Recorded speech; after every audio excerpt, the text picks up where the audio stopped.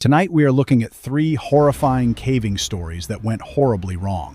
In Italy, a rigger hangs 60 meters down a free drop and finds the end of a rope that stops 10 meters above the floor. In Brazil, 2 surveyors lose their trail markers in 100 kilometers of hot limestone maze, with 2 liters of water between them. And in Zimbabwe, one fin kick turns 60 meters of clear water into gray milk, and a diver has to find the way out by touch alone. Each story starts with confidence and ends in chaos. As always, viewer discretion is advised. On January 24th, 2026, Nico Ferrari stepped out of the snow and through a cold slot in the marble of the Apuan Alps into the dark of ABISSO PAOLO ROVERSI, the deepest shaft system in Italy. A stack of free-hanging drops that falls more than a kilometer under a mountain quarried for 400 years.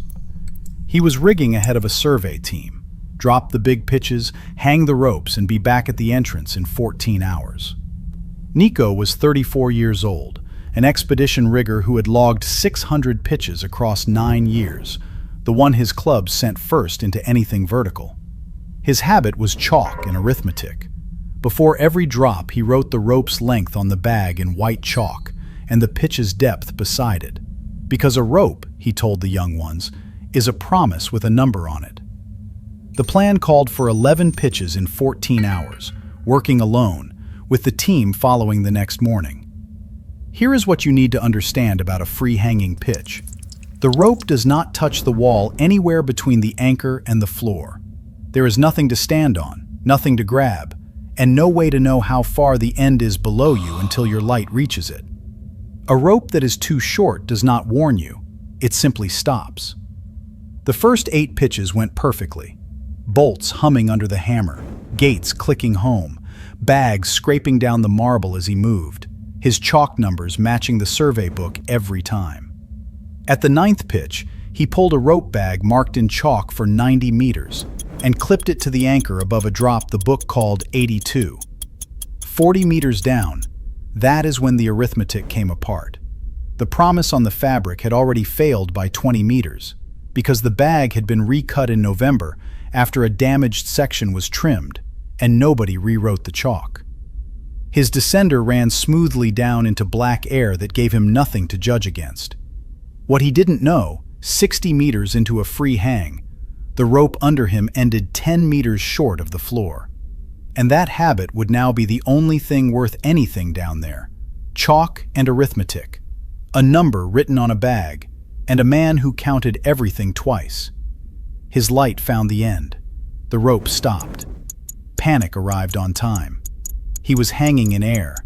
Nothing at all sat below that knot, 60 meters down. Because this is the arithmetic of a short rope. A caver who descends past the point of no return cannot climb back up faster than his arms fail. And he cannot get off the bottom of a rope that ends above the ground. One rigger 60 meters down a free hang, 10 meters of black air below his boots, and a team that would not start down until the following morning. Watch the rigger stop and do the only useful thing, nothing at all. 90 seconds of hanging still, until his breathing came back under his own control. Then, the arithmetic. 60 meters climbed on ascenders is 40 minutes of work for fresh arms, and his had already rigged 8 pitches that day. Put yourself on that rope for 1 minute of it. A wall you cannot reach in any direction. A knot 10 meters above the floor you cannot see. And the knowledge that the only way out is the way you came. Upward, on arms that are already finished. He climbed in sets of 10 meters with a 2-minute hang between each, sitting back in the harness, hands tucked into his armpits to keep the blood in them. The marble stayed exactly as far away as it had been at the start, on every side, for the whole of it. At 20 meters up, the cramp arrived in both forearms at once, and he hung for 6 full minutes waiting it out, rather than lose a hand on a jammer.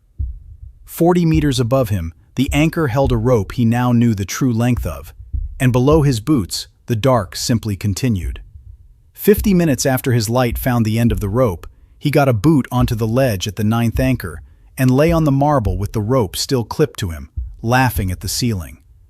He climbed the remaining 8 pitches over 4 hours, coiling every rope behind him so nobody could follow him onto the same mistake.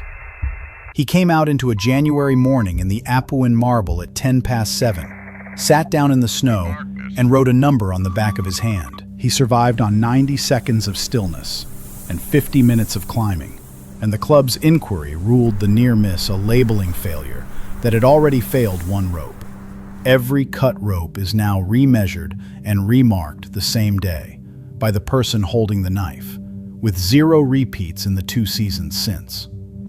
Nico still rigs the deepest pitches in Italy and now ties a knot in the end of every rope before it leaves the bag, so a short rope stops a descender instead of releasing one. A rope is a promise with a number on it, he tells the young ones at the head of a drop. Measure it yourself, write it twice, and put a knot in the end. On October 2nd, 2026, Paulo Reis ducked under a slab of hot limestone in the Bahian Sertão and into Toca da Boa Vista, the longest cave in the southern hemisphere. 100 kilometers of dry maze, hot as a closed room, under a landscape that has not held surface water in living memory. She was leading a 2-person survey push into the eastern maze. 9 hours in the dark, 3 kilometers of new passage on the book, and out before the worst of the following afternoon. Paula was 44 years old, a survey caver who had logged 11 Bahia expeditions across 16 years, the one who had drawn most of the maps the project used. Her habit was reflective tape, a strip cut and stuck at every junction she passed, arrow pointing out. Because in a maze, she taught the students, you do not remember the way home, you build it behind you.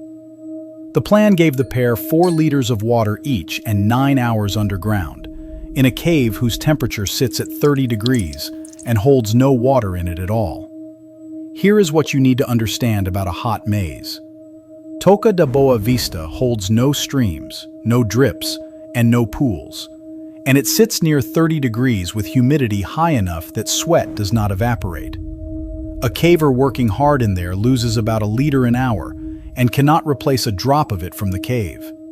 Every passage is pale limestone that looks exactly like the passage beside it, and there are thousands of them. The push went beautifully for 7 hours, boots scraping over dry breakdown, tape snapping off the roll at every junction, a dropped hammer clanging somewhere behind them, 3 kilometers of virgin passage inked into the book, both of them soaked through and cheerful about it. At the turnaround, they had drunk half their water, exactly as planned, and started back along the tape. 2 junctions along the return, that is when the maze took its advantage. The tape was gone from a wall she was certain she had marked, because the limestone dust of a dry cave does not hold adhesive in that heat, and the trail home had already failed behind them. They searched for the next marker for 40 minutes and found nothing but identical pale walls. At the second hour, the bottles were down to 1.5 liters each, and the heat had not moved at all. What she didn't know, standing at a junction she could not name, 11 more markers had fallen in the eastern maze that week, and that habit would now be worth less than the water it had cost them to place it. Tape on dust, arrows pointing out, in a cave that had quietly erased them. Every passage looked the same. The tape was gone. Panic came up fast. They were lost. 2 liters left between them, and 11 hours of maze still to read. Because this is the arithmetic of a hot, dry cave. A lost caver keeps working, and working costs 1 liter an hour, and there is nothing underground to refill from. The clock is not the darkness or the cold, it is the water in the bottle. 2 cavers somewhere in 100 kilometers of maze, 2 liters of water, and a surface team that would not raise the alarm for 19 more hours. Watch the mapmaker do the correct thing with the wrong resources. First, stop moving, because movement is water. Second, mark this junction properly, a cairn of broken rock instead of tape, something the cave could not peel off a wall. Third, send 1 person, not 2, down each option for 100 meters and back, while the other stays with the cairn. Put yourself in that passage for 1 hour of it. air like a closed car in summer, a mouth too dry to make spit, and 100 kilometers of identical pale corridors in every direction, none of which admit which way is out. They found a surveyed junction on the 9th probe, 11 hours after losing the tape, with 400 milliliters left between them. Paula gave the student the last of it at the bottom of the entrance series, sat down against the wall, and told her to walk out and bring people back. The student reached daylight in 90 minutes and came back down with the surface team 4 hours later, carrying 6 liters. They found Paula where she had said she would be, sitting against the wall with her survey book closed on her knees, and she had been dead for perhaps an hour. Paula Reese died of heat and dehydration in the longest cave in the southern hemisphere, 200 meters from an entrance she had mapped herself, having given away the last of the water. The student survived. The maze had erased the way home, one strip of tape at a time. The inquiry ruled the death heat exhaustion, following route marking failure, and the project changed its marking rule that season. Cairns and paint in the dry maze, never tape, and 8 liters per caver on any push over 6 hours. The longest cave in the southern hemisphere still runs 100 kilometers under the Sertão, still holds no water in it, and has taken one caver who died 200 meters from her own entrance. The project surveys it every dry season, building cairns now, and the eastern maze carries her name on the map she drew. "You do not remember the way home," Paula used to tell the students at the entrance slab. "You build it behind you. Build it out of something the cave cannot take back." On August 15th, 2026, Ana Duarte stepped off a limestone shelf into the sleeping pool at Chinhoy, the deepest freshwater cave in Zimbabwe, a cobalt shaft under the Mashonaland scrub that drops past 170 meters into water so clear it looks like colored air. She was running a survey dive with one partner, down the wall to 60 meters, tie into the existing line, measure the side passage nobody had mapped, and be back on the shelf in 50 minutes. Anna was 31 years old, a technical diver who had logged 600 cave dives across 8 years, the surveyor her club sent into passages nobody had drawn. Her habit was a fist. At every tie-off, she closed her hand fully around the guideline and held it for 1 second. Because a line you are only touching, she taught her students, is a line you can lose without noticing. The plan called for 50 minutes, a single reel, and a hard turn at 100 bar. Here is what you need to understand about silt in an overhead environment. The floor of a cave passage can be a meter of sediment as fine as flour, undisturbed for centuries. One careless fin kick lifts it into the water, and visibility falls from 30 meters to 0 in about 4 seconds. It does not settle for hours, and it does not thin toward the exit. The only thing that still exists in that cloud is the line in your hand, and a diver who is not holding one is already lost in it. The dive opened like a postcard, bubbles hissing up past their hoods, the blue window of the pool shrinking above them, regulators clicking with each breath, the wall dropping away in cobalt light. Both divers trimmed flat and moving slowly, tying into the permanent line at 60 meters exactly on plan. Anna ran her reel 40 meters into the side passage, tying off twice, closing her fist on the line at each knot. At the third tie-off, that is when the passage disappeared. Her partner's fin caught the sediment floor behind her, and the water turned to grey milk in 4 seconds. Because the passage had never been dived, and its floor had already failed as a surface. Her light became a white wall 30 centimeters from her mask, showing her nothing but the cloud itself. What she didn't know, hanging motionless in grey milk at 60 meters, her partner had turned in the cloud and swum the wrong way. And that habit would now be the whole dive, a fist closed fully around a line, 1 second at every tie-off, in a passage where nothing else existed anymore. The water went white. Her light showed nothing. Panic pressed in hard. She had the line. Her partner, somewhere behind her, did not. because this is what a silt-out does to an overhead dive. It removes sight entirely and leaves a diver with two facts: the gas on the gauge and the line in the hand. And a diver who loses the second of those has no way to find the first exit. Two divers at 60 meters in zero visibility, one line between them, and 40 meters of unmapped passage between the cloud and open water. Watch the surveyor work the only thing she could still trust.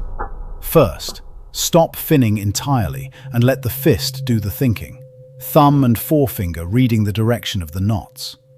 Second, sweep her free arm in a slow arc at full extension, once every 10 seconds, a searching signal a lost diver can swim into. Third, hold position, because a line holder who goes looking becomes a second lost diver. Put yourself in that cloud for 1 minute of it, a light that shows you a white wall, a gauge you have to press against your mask to read, and a hand on a piece of string that is the only object left in the world. On the 4th minute, over the drip and knock of her own gear, a glove closed on her wrist out of the grey. She felt her partner's hand walk down her arm to the line and grip it. 60 meters of water stood over both of them, and the cloud had not thinned by a centimeter. They went out hand over hand along the reel, one body length at a time, 40 meters that took 11 minutes, both of them still blind and the exit still unproven. Neither of them let go of the line for a single second. They came out of the cloud into clear cobalt water at the permanent line with 60 bar each, the panic finally draining out of both of them, and made every decompression stop the computers asked for, hanging on the wall for 19 minutes, watching the grey plume drift out of the passage behind them. They surfaced in the sleeping pool into afternoon light, and neither said anything at all until they were sitting on the limestone shelf with their masks off. Both divers survived unhurt, and the survey report ruled the incident a silt-out that the line protocol had already survived, printing one rule for the club board. In Virgin Passage, the second diver stays 2 meters above the lead, 40 meters of reel maximum, and every diver dives as though the light will fail in 4 seconds. Anna still surveys the deepest freshwater cave in Zimbabwe, and still teaches the fist at every tie-off. A line you are only touching is a line already lost, she tells her students on the shelf, and a diver who lets go in a silt-out is lost with it. Close your hand around it. And when the water turns white and you are blind in it, remember that the string in your fingers is the way out.